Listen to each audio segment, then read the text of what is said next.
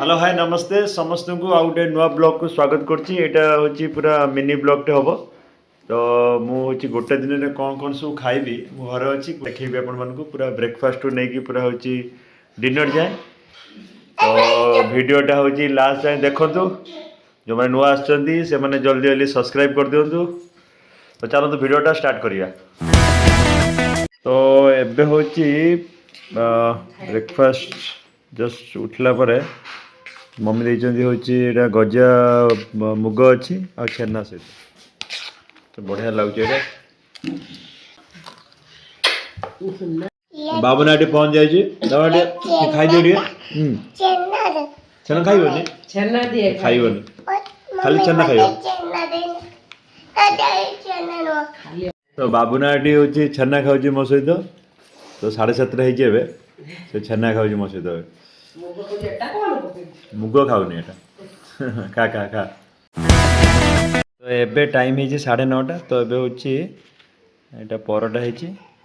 एटा होची बीन्स और कदली आलू भजा आ होची छोट छोट है कि कदली मध्य भजा है तो खाइबा एटा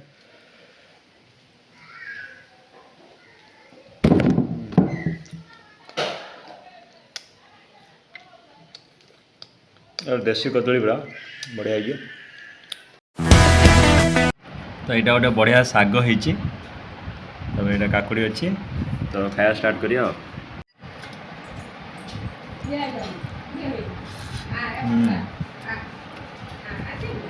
ये पंपकिन सीड रो बराटा है मस्त लगे जन्नी आलू तो छेचका है सबुठ बेस्ट हूँ यहाँ पंपकिन फ्लावर है तो एबे हूँ 5:30 टाइम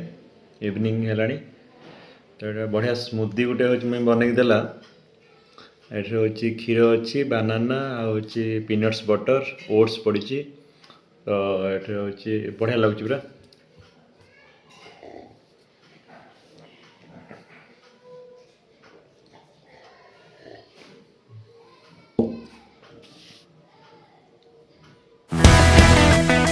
तो अबे डिनर पूरा हूँ बढ़िया कर मम्मी यहाँ रुटी अच्छी जिलापी हूँ टमाटो येटा है बढ़िया हूँ आलूदमटा है खाइबा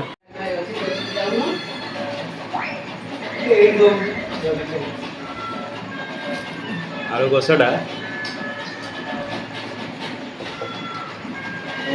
बस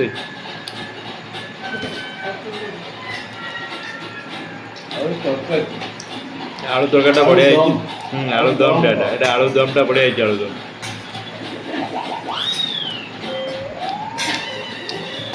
ये कौन बस